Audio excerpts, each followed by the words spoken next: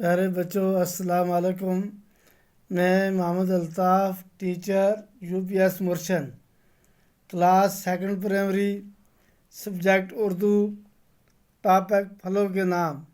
आज का हमारा टॉपिक है फलों के नाम।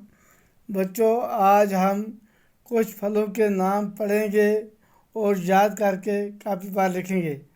क्या? आज हम कुछ फलों के नाम पढ़ेंगे और याद करके कापी पर लिखेंगे। फलों के नाम ये हैं: सेब, खुबानी, नाशपाती, खरबूजा, तरबूजा, शहतूत, केला, आम, संतरा, अंगूर।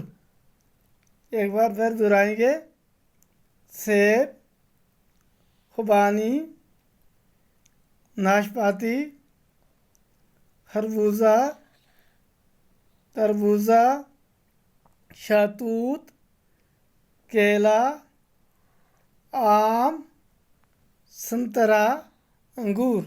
बाकी